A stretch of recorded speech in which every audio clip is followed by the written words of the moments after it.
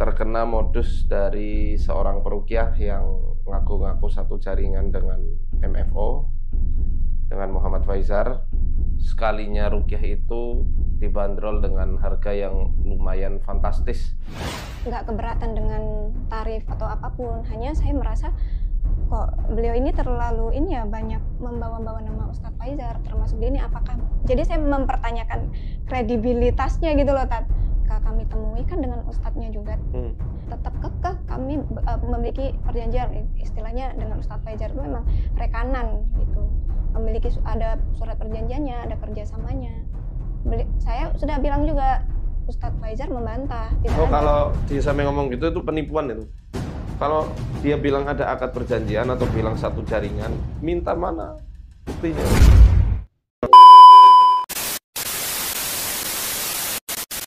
Bismillahirrahmanirrahim. Assalamualaikum warahmatullahi wabarakatuh. Teman-teman, pada kesempatan kali ini teman-teman, saya akan nyenggol peruqyah dulu nih teman-teman. Kita akan sentil para peruqyah, ya terutama para peruqyah yang nakal teman-teman, dalam tanda kutip. Yakni ya mereka memang peruqyah syariah, yang dibaca memang Al-Quran, yang dibaca memang ayat-ayat suci Al-Quran, ayat-ayat ruqyah, doa-doa yang diajarkan oleh Nabi. Tetapi teman-teman, sebagian dari mereka ini, para peruqyah ini teman-teman, memanfaatkan situasi, memanfaatkan kebodohan dari pasiennya. Bahkan ada sebagian dari mereka teman-teman yang mengiru keuntungan, bahkan sampai rela menipu pasiennya teman-teman. Saya baru tahu teman-teman, saya baru tahu dari Ustadz Faizar ada oknum peruqyah syariah yang mematok harga yang sangat fantastis, sampai puluhan juta rupiah, 10 juta. Jadi ketika saya tanya kepada Ustadz Faizar teman-teman melarang saya untuk menyebutkan namanya, untuk mempublish namanya. Tapi Ustadz Faizar sebutkan kepada saya siapa nama dari peruqyahnya teman-teman. Ini chatting saya dengan Ustadz Muhammad Faizar. Kalau Ustadz Faizar tidak melarang saya teman-teman, tentu saya akan publish nama peruqyah yang nakal ini teman-teman. Sebetulnya yang jadi masalah bukan masalah tarif ruqyahnya, tetapi teman-teman, sebagai seorang peruqyah, dia menipu. Ini sudah penipuan teman-teman. Dia mengaku kepada pasiennya, kepada korbannya ini, bahwa dia memiliki kerjasama ikatan dengan Ustadz Muhammad Faizar. Dia mendompleng nama besar Ustadz Muhammad Faizar. Beliau ini terkena modus dari seorang peruqyah yang ngaku-ngaku satu jaringan dengan MFO, dengan Muhammad Faizar. Dan sekalinya ruqyah itu dibanderol dengan harga yang lumayan fantastis, bagi sekelas kami, seorang peruqyah gitu ya. Bahkan harganya ini lebih tinggi dari operasi sesar. Mungkin sebagian teman-teman ada yang belum tahu bahwa sebelumnya saya aktif meruqyah. Lebih dari 10 tahun saya aktif meruqyah. Jadi saya sering diundang ke suatu acara untuk melakukan sesi ruqyah, meruqyah pasien yang terkena gangguan jin, sihir, ain, bahkan gangguan psikologi. Bahkan teman-teman, saya sering dipanggil, diminta datang ketika sudah larut malam. Jam 2 malam, suasana malamnya lagi hujan, lebat. Saya usahakan datang teman-teman. Dan saya dulu teman-teman, tidak pernah mematok harga, tidak pernah pasang tarif. Kadang-kadang pasiennya memberikan saya uang 50.000, 100.000, dan bahkan sering tidak memberikan saya uang. Dan itu tidak masalah, teman-teman, karena niat saya bukan menjadikan ruqyah ini untuk mencari uang. Sebetulnya sah-sah saja, teman-teman, para peruqyah ini memasang tarif. Diperbolehkan, tidak ada larangannya. Bahkan di dalam sebuah hadis, teman-teman, diceritakan ada sahabat Nabi sedang safar, sedang di perjalanan, dan ingin masuk ke dalam suatu kampung, yang mana di dalam kampung tersebut teman-teman ada pemukiman orang-orang kafir Quraisy. Jadi kepala suku dari perkampungan ini teman-teman terkena suatu penyakit, dan datanglah teman-teman, warga kampung tersebut kepada sahabat Nabi ini meminta untuk diruqyah, meminta kepala sukunya untuk diruqyah. Dan teman-teman, sahabat Nabi ini meminta imbalan dari ruqyahnya. Maka teman-teman, ketika diruqyah, setelah selesai diruqyah, dibacakan surah Al-Fatihah, maka dengan izin Allah, kepala suku ini sembuh. Lalu diberi hadiah, kalau tidak salah, di dalam riwayatnya 7 ekor kambing, teman-teman. Dan ini ditanyakan kepada Rasulullah, maka Rasulullah meminta bagiannya. Jadi artinya, teman-teman, di dalam riwayat ini, para peruqyah boleh mematok harga, boleh memasang tarif. Tetapi, teman-teman, lebih afdalnya tidak pasang tarif, teman-teman. Lebih afdalnya, lebih baiknya, seperti itu. Dan yang jadi masalah, teman-teman, ketika seorang peruqyah mendompleng nama peruqyah lain, mendompleng nama Ustadz Faizar, dan memberikan fitnah kepada Ustadz Muhammad Faizar, dengan tuduhan bahwa Ustadz Muhammad Faizar, tarif ruqyahnya jauh lebih tinggi daripada para peruqyah-peruqyah lainnya. Karena Ustadz Faizar adalah seorang peruqyah yang masyhur, yang terkenal. Maka ini adalah suatu masalah, teman-teman. Dan dia juga memasang tarif yang sudah kelewatan kemampuan dari pasiennya, teman-teman. Misalkan dengan meminta uang 10 juta, 20 juta. Ini kalau saya lakukan dulu seperti ini, mungkin saya sudah kaya raya, teman-teman. Kaya raya dari meruqyah. Sebelum saya mengangkat kisah Mbak sampai terjebak gitu ya, hingga membayar 10 juta, didiskon jadi 8,5 juta sekali ruqyah. Satu sesi. 3 sesi. 3 sesi. Ya, Tapi baru ketemu berapa? Baru 1. Oh, berarti kayak paketan gitu ya? Iya. 10 juta rupiah, teman-teman, untuk 3 kali ruqyah. 10 juta rupiah untuk 3 kali ruqyah. Sudah mirip Samsudin, teman-teman. Sudah mirip dengan Gus Samsudin, dukun Ustadz. Dan juga seperti Ustadz Danu. Nah, ketika ketemu nih, itu langsung dipatok biaya yang segitu besarnya. Iya, tadinya kan datang gitu, Tat, ke situ datang.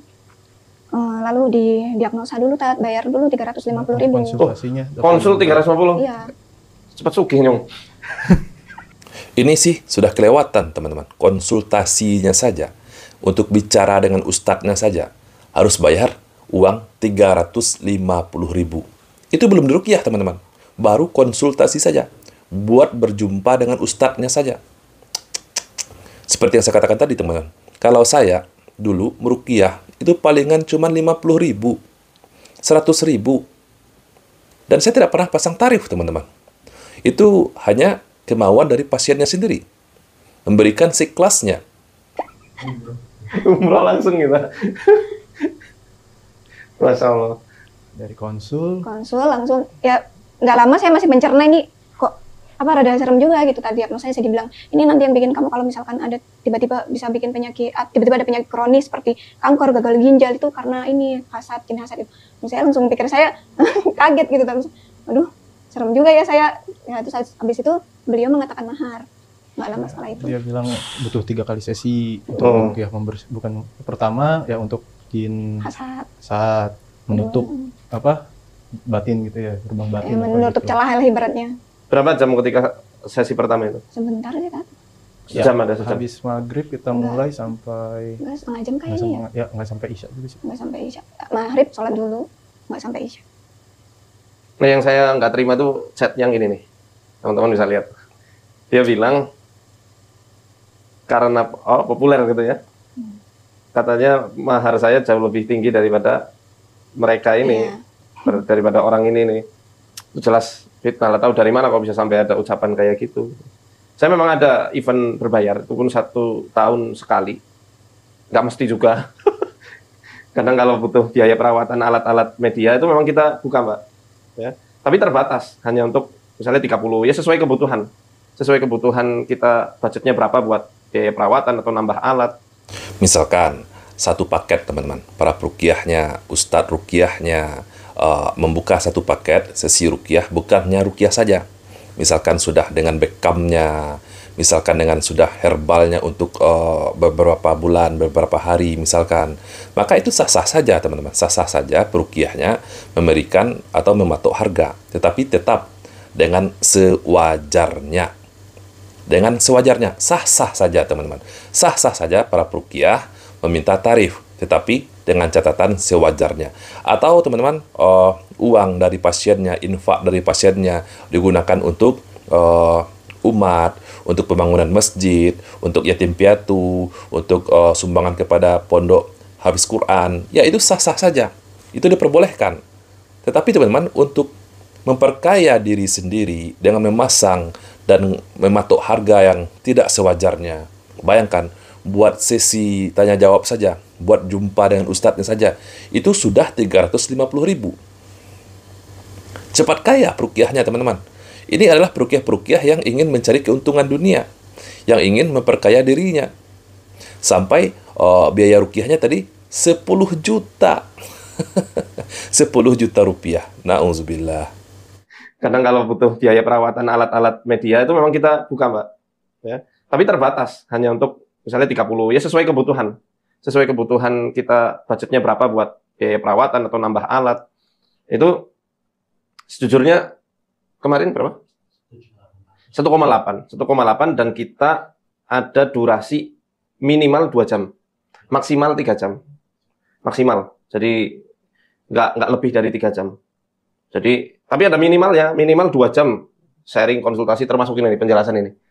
Psikoterapi. Jadi saya beri judul Bina Jiwa, ruqyah dan juga konseling, terapi herbal juga, kadang juga pekam juga. Jadi udah satu paket itu. Jadi ngarang banget ketika dia bilang saya lebih mahal, bahkan dikatakan membandrol lebih dari 10 juta atau 8,5 juta. Itu fitnah luar biasa. Pantesan ini ada wali murid. Jadi dia itu ibunya teman anak saya di sekolah. Dia sampai nyampaikan ke istri saya, Kak katanya, kan manggilnya kan kakak gitu ya. Emang kalau ngeruqyah sama Ustadz Faizar itu biayanya 40 juta ya? Ya Rob, 40 juta. Udah bikin pondok pesantren kayaknya saya. Enggak, itu info dari mana? Jadi saya jadi ngeh gitu loh. Saya ngeh, kenapa ada isu-isu kayak gitu di luaran sana. Ternyata dari sesama peruqyah sendiri ngatain saya tuh biayanya besar sekali gitu. Ya. Kalau harian pun saya malah justru sejujurnya ya, saya justru lebih sering mengarahkan pasien ke yayasan. Kalau yayasan jelas infak semua untuk yayasan, bukan buat saya pribadi. Nggak ada yang saya langsung terima, segampang itu saya langsung terima, enggak. Kadang-kadang kita kucing-kucingan. Karena ada orang yang minta ruqyah nggak jelas apa masalahnya. Tolong ruqyah saya supaya jodoh saya hilalnya kelihatan. Tolong ruqyah saya supaya dagangan saya laris. Kan jadi malah ambigu, nggak jelas ini tujuan ruqyah kemana. Jadi kadang kita sampaikan dulu melalui admin, kita ada prosedur. Itu pun biaya di yayasan 200.000 untuk harian itu. Ini saya perlu sampaikan supaya objektif ya. Saya jujur nggak mau nutup-nutupi. Memang di yayasan ada biayanya 200. Kalau nggak mampu, kita gratiskan. Harusnya memang seperti ini, teman-teman. Kalau pasiennya tidak mampu, digratiskan. Kalau mampu, ya bayar 200.000. Memang Ustadz Muhammad Faizar yayasannya pasang tarif 200.000 untuk 1 kali ruqyah. Dan ini biayanya masih wajar, teman-teman. Masih sewajarnya. Nggak sampai 10 juta rupiah, nggak sampai 8 juta rupiah. Jadi pesan saya, teman-teman, kepada para peruqyah lainnya, ya kasihan kita. Kasihan kita kepada pasien-pasien kita. Ini kita lagi bahas praktisi ruqyah syariah loh, teman-teman. Kita nggak bahas tentang ruqyah dukun. Kita nggak bahas praktisi ruqyah syirkiyahnya. Ini praktisi ruqyah syariahnya sendiri yang melakukan seperti ini. Parah, teman-teman. Kasihan kita kepada pasien kita yang ingin berobat secara syariah. Ingin mendapatkan pengobatan ruqyah syariah. Lalu kita persulit dengan biaya yang tidak wajar. Apa bedanya dengan para dukun di luar sana yang mencari keuntungan semata? Memang memasang tarif di dalam ruqyah tidak ada larangannya di dalam agama kita, teman-teman. Tetapi ya, walaupun diperbolehkan kita memasang tarif di dalam ruqyah karena kita sudah meluangkan waktu kita meruqyah pasien kita, tetapi ya tolonglah kepada teman-teman praktisi ruqyah, berikanlah tarif sewajarnya, sebatas kemampuan pasiennya, teman-teman. Jangan seperti ini sudah kelewatan, teman-teman. Ya, semoga video ini bermanfaat, teman-teman, kepada teman-teman yang ingin mendapatkan kebutuhan ruqyah, ingin meruqyah keluarganya. Carilah peruqyah yang benar, bukan peruqyah yang mencari kekayaan dunia semata, teman-teman. Apalagi sampai berdusta, berbohong, mendompleng nama Ustadz Muhammad Faizar, mendompleng nama peruqyah-peruqyah besar lainnya, seolah-olah mereka satu jaringan dengan Ustadz Faizar. Seolah-olah teman-teman mereka satu jaringan, masih satu tim dengan peruqyah-peruqyah terkenal lainnya. Na'udzubillah. Takutlah kalian kepada Allah. Semoga video ini bermanfaat untuk kita semua. Saya, Reski Maisa Putra. Barakallahu fikum. Assalamualaikum warahmatullahi wabarakatuh.